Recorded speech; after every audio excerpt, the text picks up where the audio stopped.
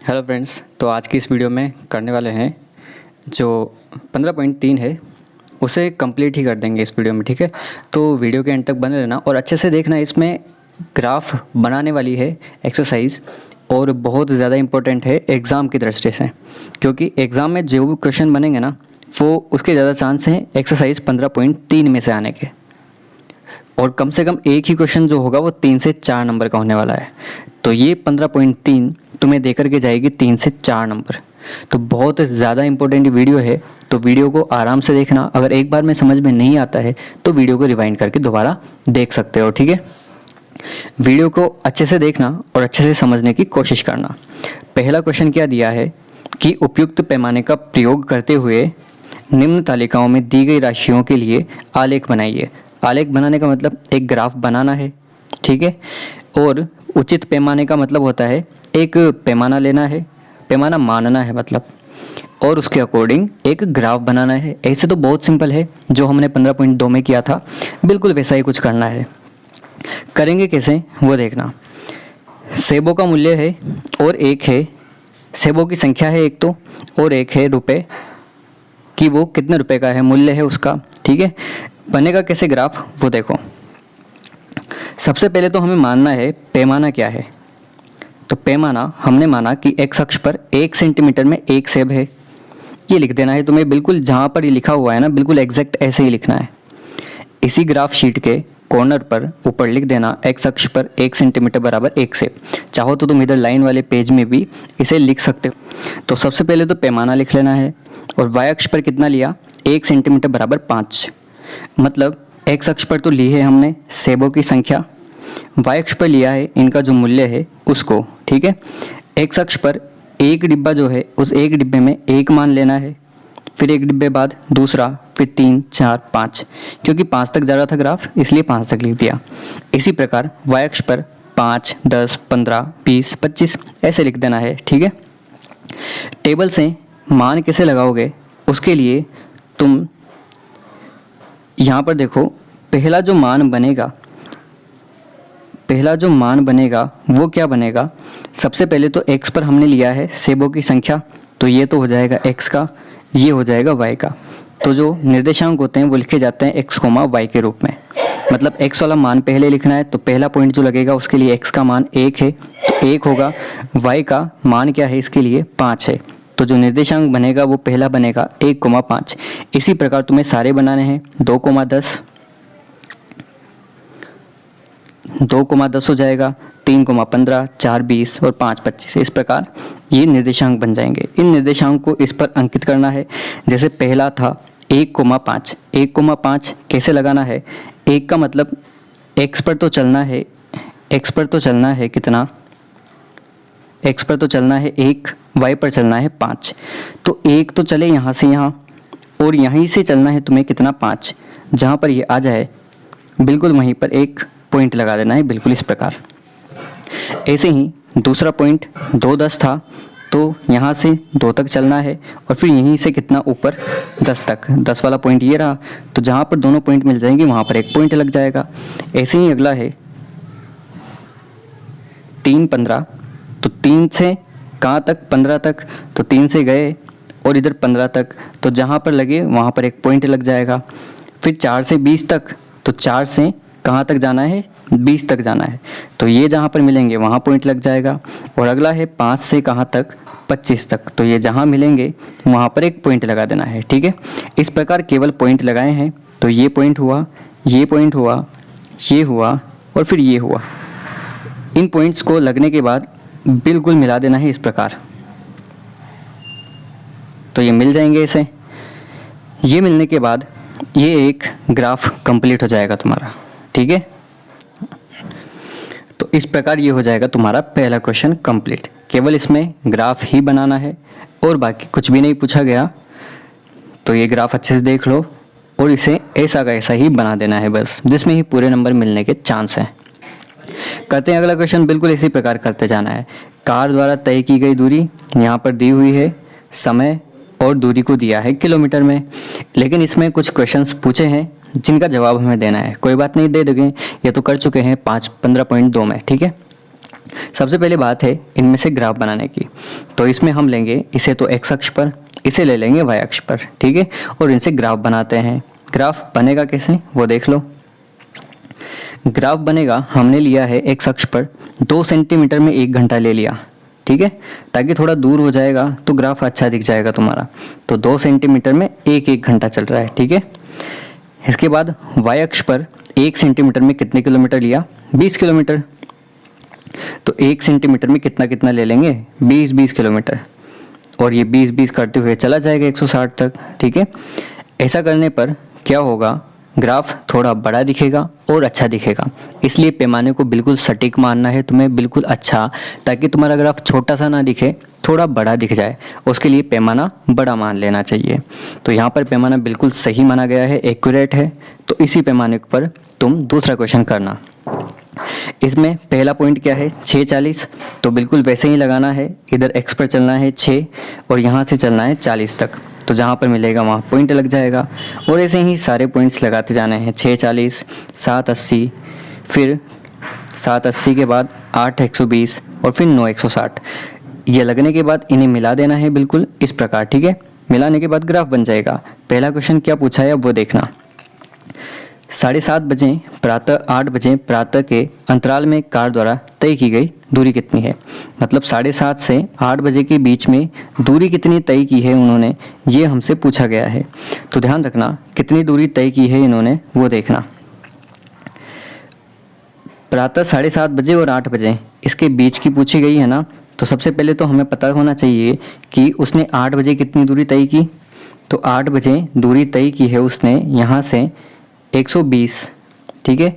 अगर इस 120 में से मैं माइनस कर दूं यहाँ तक की, मतलब इतनी माइनस कर दी जाए, तो हमारे पास इतनी दूरी तो पूछी है ना 7.5 वाली, तो ये वाली बच जाएगी। तो 120 में से माइनस कर रहा हूँ मैं, यहाँ वाली है कितनी 100। तो 120 में से 100 माइनस करेंगे तो कितना बच जाएगा 20 किलोमीटर, और 20 किलोमीटर आंसर हो जाएगा। ऐसे नहीं आ रहा है तो क्या करेंगे समझना। हमें पता है कि 1 घंटे में जब चल रही है गाड़ी तब कितने किलोमीटर की दूरी तय कर रहा है वो, 1 घंटे में कर रहा है 40 किलोमीटर की दूरी तय। जैसे यहाँ से यहाँ गया तो 40 किलोमीटर, फिर 7 बजे जाएगा तो 80 किलोमीटर। तो मतलब 40 का गैप है, मतलब 1 घंटे में 40 किलोमीटर दूरी तय कर रही है। 1 घंटे में होते हैं 60 मिनट, मतलब 60 मिनट में 40 किलोमीटर, तो 30 मिनट में इसका आधा हो जाएगा, मतलब 20 किलोमीटर। तो तुम डायरेक्ट भी लिख सकते हो 20 किलोमीटर। कार द्वारा 100 किलोमीटर की दूरी तय कर लेने पर समय कितने बजे था। तो कार द्वारा हमने देखा कि 100 किलोमीटर कहाँ पर है, ये रहा। तो यहाँ से जब इधर देखेंगे और फिर वहाँ से एक अक्ष पर देखोगे तो तुम्हारे टाइम हो जाएगा कितना 7:30 बजे, मतलब 7:30 पर, ठीक है। तो यहाँ से इसका आंसर कितना हो जाएगा 7:30। अगला क्वेश्चन बिल्कुल ऐसा ही है। जमा धन दे रखा है और उसका साधारण ब्याज दिया हुआ है। जमा धन और साधारण ब्याज इन्हें किस प्रकार लेंगे वो नीचे देखना। हमने लिया है यहाँ पर साधारण ब्याज को तो ऊपर ले रखा है और जमा धन को इधर ले रखा है। तुम चाहो तो जमा धन को ऊपर भी ले सकते हो और साधारण ब्याज को x पर भी। तो ज़रूरी नहीं है कि तुम जमा धन को इधर लो और साधारण ब्याज को इधर लो, ठीक है। किधर भी लोगे बिल्कुल सही माना जाएगा और ग्राफ ऐसा ही बनेगा जैसा तुम चाहते हो। तो तुम इधर लोगे साधारण ब्याज को तब भी ग्राफ ऐसा ही कुछ बनने वाला है, ठीक है। तो तुम ऐसे लेना चाहते हो तो ऐसे ले लेना, गलत नहीं है, ठीक है। सबसे पहले लेकिन ध्यान रखना x अक्ष पर क्या लिया है तुमने, जमा धन। तो सबसे पहला जो पॉइंट होगा वो यहाँ से शुरू होगा, मतलब x वाला मान कितना होगा 1000। तो शुरू में लिखना है तुम्हें 1000, फिर कोमा y का मान कितना है 80। तो जो तुम्हारा पॉइंट बनेगा वो बनेगा 1080, ठीक है। इस प्रकार तुम्हें बाकी के सारे पॉइंट्स बनाने हैं। पॉइंट्स बनाने के बाद इन्हें लगा देंगे बिल्कुल वैसे ही जैसे पहले लगा रहे थे। 1000 से 80 तक तो पहला पॉइंट लग जाएगा यहाँ, फिर 2000 से 160 तक दूसरा पॉइंट यहाँ लग जाएगा। उसके बाद 3000 से 220 तक 240 तक यहाँ पर लग जाएगा। और फिर उसके बाद 4000 से 320 पर चौथा पॉइंट यहाँ होगा, और 5000 से 5वां पॉइंट यहाँ होगा। इन पॉइंट्स को मिला देंगे और ये ग्राफ कंप्लीट हो जाएगा। ठीक है, इसके बाद क्वेश्चंस क्या पूछे हैं वो देखना। क्या आलेख मूल बिंदु से गुजरता है? गुजरने का मतलब क्या होगा, जैसे ही तुम इन पॉइंट्स को मिलाओगे ऐसे मिल जाएंगे, तो उसे जब पीछे की ओर बढ़ा देंगे तो क्या वो मूल बिंदु से गुजर रहा है क्या, यहाँ से गुजर रहा है क्या, तो हमें पता चलेगा कि मूल बिंदु से गुजर रहा है। 0 से होकर के गुजरना मूल बिंदु होते हैं। मूल बिंदु के निर्देशांक जो होते हैं वो ध्यान रखना 0,0 होते हैं। तो मूल बिंदु से होकर के गुजर रहा है क्या, तो पीछे बढ़ाने पर हमें पता लग रहा है कि हाँ मूल बिंदु से होकर के गुजर रहा है। तो इसके आंसर में लिख देंगे कि हाँ मूल बिंदु से गुजरता है। अगला पूछा है आलेख से 2500 का वार्षिक ब्याज ज्ञात कीजिए। 2500 रुपये का वार्षिक ब्याज कितना हो जाएगा वो देखते हैं। तो 2500 रुपये हमें कहाँ पर प्राप्त होगा, 2000 से 3000 के बीच। यहाँ पर होगा 2500। जब यहाँ से ऊपर की ओर देखेंगे तो जहाँ पर इस वाली लाइन को क्रॉस कर दे वहाँ से देखना है तुम्हें इधर वाली लाइन पर।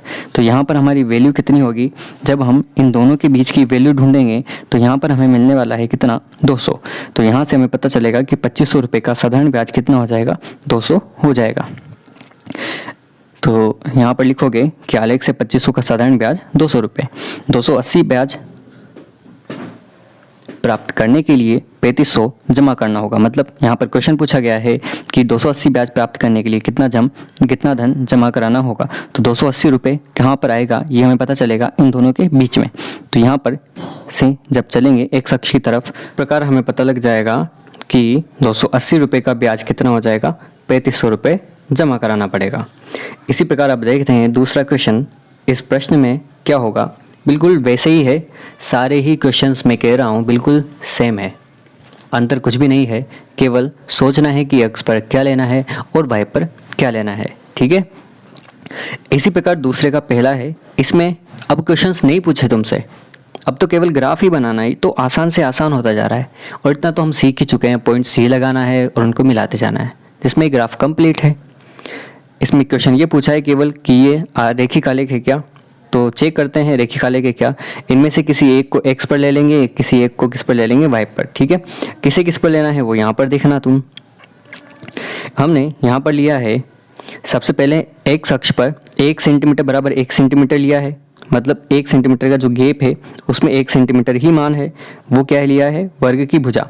तो मतलब एक्स पर ली है हमने वर्ग की भुजा ली है। ठीक है, और वाई अक्ष पर लिया है वर्ग का परिमाप। तो वाई अक्ष पर 1 सेंटीमीटर में कितना लिया है, 4 सेंटीमीटर के बराबर। तो इस 1 सेंटीमीटर में कितना मान है हमारा, 4 सेंटीमीटर के बराबर मान है। तो ये मान ध्यान रखना किस पर क्या लिया है। तो वर्ग की भुजा ली है एक्स अक्ष पर और वर्ग का परिमाप लिया है हमने वाई अक्ष पर। इस प्रकार से सभी के मान अंकित कर देना एक एक ब्रैकेट में। एक्स अक्ष पर तो एक एक करते हुए 1 2 3 4 5 और 6 तक, और वाई अक्ष पर 4 4 करते हुए 4 8 12 16 20 24 इस प्रकार अंकित कर देना। अंकित करने के बाद बिल्कुल वैसा ही जैसे हम पिछले क्वेश्चंस में कर रहे थे, निर्देशांक बनाने हैं। और निर्देशांक क्या क्या बन जाएंगे, 2,8 बन जाएगा पहला। तो पहला पॉइंट लग जाएगा 2 से 8 पर। तो यहाँ से चलेंगे 2 तक और 2 से जहाँ पर 8 आ जाए वहाँ तक, और वहाँ पर एक पॉइंट लग जाएगा बिल्कुल इस प्रकार। तो पहला पॉइंट लग जाएगा 2 से 8 पर। ऐसे ही 3 से 12, तो जब 3 चलेंगे और 3 से कहाँ तक चलेंगे, 12 तक। तो जहाँ पर मिलेंगे वहाँ पर लग जाएगा एक पॉइंट। अगला है 3.5 से 14। तो 3.5 कहाँ पर होगा, 3 और 4 के बीच में होगा 0.5। तो 3.5 होगा यहाँ पर, और यहाँ से 14 कहाँ पर होगा, 16 और 12 के बीच में। तो इन दोनों को मिलेंगे जहाँ पर, वहाँ पर लगा देना एक पॉइंट, 3.5 और 14।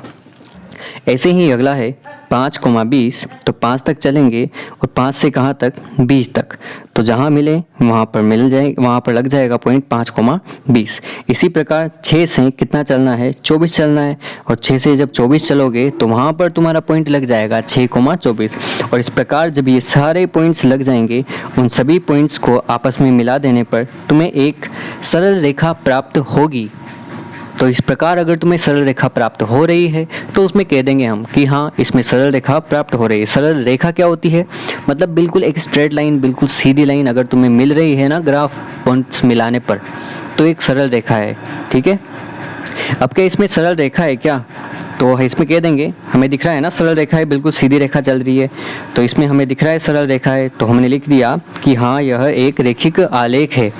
ठीक है, एक रेखा प्राप्त हो रही है तो रेखिक आलेख है। इसी प्रकार करते हैं अगला क्वेश्चन। इसमें भी कुछ नहीं करना, बस ग्राफ मानना है। x पर क्या मानोगे, y पर क्या मानोगे। तो हम क्या करते हैं, इसमें वर्ग की भुजा इसको मानते हैं x पर, इसे मान लेते हैं y पर।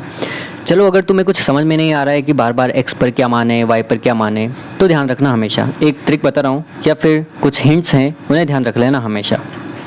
सबसे पहले ध्यान रखना, x अक्ष पर तुम क्या लोगे, x अक्ष पर लेना है तुम्हें एक तो जो कम वैल्यू हो ना, कम वैल्यू को लेना। कम वैल्यू का मतलब इन दोनों में कम क्या है, 2 3 4 5 6, ये गिनती कम है, ये 36 तक जा रही है, ये ज़्यादा है। ठीक है, तो x पर लेना है कम वैल्यू वाली। इसके बाद लेना है सन, अगर सन आ जाए 2003 2004 या फिर टाइम आ जाए जैसे 9 बजे 10 बजे, तो वो लेना है किस पर, x अक्ष पर, ये हमेशा ध्यान रखना। y अक्ष पर क्या लोगे तुम, जहाँ पर ज़्यादा मान हो, y अक्ष पर लेना है ज़्यादा मान। ठीक है, इतना सा ध्यान रख लेना। तो अगर तुम इन्हें ध्यान रख लोगे, इन्हें नोट कर लो क्या क्या किस पर क्या लेना है, तो इन्हें ध्यान रख लोगे तो आराम से तुम पहचान जाओगे कि x पर क्या लेना है, y पर क्या लेना है। अभी हमें दिख रहा है इनमें से कम वाला मान ये है, तो इसे ले लिया हमने x पर, और ये ज़्यादा वाला है तो इसे ले लिया y पर। सिंपल सा है। पैमाना कैसे बनाना है वो देखो, पैमाना माना है x अक्ष पर 1 सेंटीमीटर बराबर 1 सेंटीमीटर है, और y अक्ष पर है 1 सेंटीमीटर बराबर 4 सेंटीमीटर स्क्वायर। सेंटीमीटर स्क्वायर क्यों लिया है, क्योंकि जो क्षेत्रफल होता है ना वो सेंटीमीटर स्क्वायर में होता है, इसलिए यहाँ पर सेंटीमीटर स्क्वायर लिया गया है। ठीक है, पॉइंट्स वैसे ही लगाने हैं, जैसे पहला x वाला है तो हमने x इसको माना है, वर्ग की भुजा को, तो पहले x वाले मान फिर y वाले मान, तो पॉइंट बन जाएगा 2,4 3,9 4,16 5,25 और 6,36। इस प्रकार पॉइंट्स बन जाएंगे और इन पॉइंट्स को लगा देंगे फिर। तो पहला पॉइंट 2,4, 2 से 4, इस प्रकार पहला पॉइंट लग जाएगा। फिर 3 से 9, तो 3 से एक्सप्लेन करता हूँ, इधर समझना। यहाँ से क्या हो रहा है, जैसे 12 है और इधर 8 है, इनके बीच में कितनी वैल्यू है, 4 की वैल्यू है ना, 4 की, इनके बीच में टोटल मिलाकर 4 मान है। लेकिन पंक्तियाँ कितनी है, 10 पंक्तियाँ है। तो जब 2.5 के मान चलेंगे, मतलब 2.5 का, तो 2.5 में 9 होगा, फिर यहाँ पर कितना होगा, इसके आधे पर 10 होगा या नहीं, बिल्कुल आधा जो है वो 10 ही तो होगा ना, 4 के आधे 2 बन जाएंगे इधर, तो 10 हो जाएगा। और यहाँ पर फिर 2 का अंतर है, तो फिर यहाँ पर कितनी लाइन में चल रहा है, ये चलेगा एक मान 2.5 वाली लाइन में। हाँ, आधा, इसे समझो थोड़ा सा, 12 है और ये 8 है, इसका जो आधा होगा वहाँ पर कितना होगा, 10 होगा। और 10 में से भी इसका जब आधा करोगे तो वहाँ पर बिल्कुल सेंटर में कितना मिलेगा तुम्हें, 9 मिलेगा। तो जो तुम्हारी 5 वाली लाइन है, उस 5 वाली लाइन में से भी आधी लाइन पर चल जाना और आधे पर जा कर के पॉइंट लगा देना, तो वो कौन सा मान होगा तुम्हारा, 9 का मान होगा। बिल्कुल इसी प्रकार आगे वाले मान लगाने हैं। 4 16, ये तो डायरेक्ट लग जाएगा। 5 25 है ना, यहाँ पर 5 से 25 पर, अब देखो ये वाला मान भी देखते हैं, यहाँ पर 28 है, यहाँ पर 24 है, तो दोनों के बीच में 4 का ही तो डिफरेंस है, मतलब 2 आ जाएंगे, तो 24 और 2 कितना होगा, 26। ये 26 तो आएगा बिल्कुल सेंटर वाली लाइन पर, लेकिन 26 और 24 इनके बिल्कुल बीच में कितना होगा, 25 होगा। तो इनके और बीच में कितना मिलेगा तुम्हें, 25 मिल जाएगा। जैसे 28 और 24 के बीच में 26 मिला, वैसे ही 26 और 25 वाले के बीच 26 और 24 वाले के बीच में कितना मिल जाएगा तुम्हें, 25 मिल जाएगा। तो वहाँ पर लगा देना 5 से 25 और 6 से 36। इस प्रकार तुम्हारा ये ग्राफ कंप्लीट हो जाएगा। अब तुमसे ये पूछा था कि इसमें क्या रेखिका आलेख बन रहा है क्या, तो क्या तुम्हें दिख रहा है क्या, ये बिल्कुल स्ट्रेट लाइन है, बिल्कुल सीधी लाइन है, या तो टेढ़ी मेढ़ी है ना, यहाँ चल गई फिर यहाँ से घूम गई और फिर और उठती जा रही है। तो इस प्रकार ये बिल्कुल स्ट्रेट लाइन नहीं है। स्ट्रेट होती तो ऐसे, तो कैसे होती है, स्ट्रेट होती तो ऐसे जाती, बिल्कुल सीधी जाती ना, लेकिन ये सीधी नहीं जा रही है ना, घूम रही है ना, तो ये बिल्कुल एक रेखिक लाइन नहीं है। तो इस पर हम लिख देंगे कि यह रेखिक आलेख नहीं है। और अगर किसी को कुछ समझ में नहीं आया हो तो वीडियो को रिवाइंड करके एक बार फिर से देख लेना, सब कुछ आराम से समझ में आ जाएगा। अगर फिर भी तुम्हें कोई प्रॉब्लम है तो कमेंट बॉक्स में कमेंट करके ज़रूर मुझे बताना, ताकि उसका सॉल्यूशन भी फिर हम करते हैं। और वीडियो पसंद आए हो और ऐसी ही वीडियोस, ऐसे ही सॉल्यूशंस और चाहते हो तो चैनल को सब्सक्राइब करके बेल आइकन प्रेस कर देना।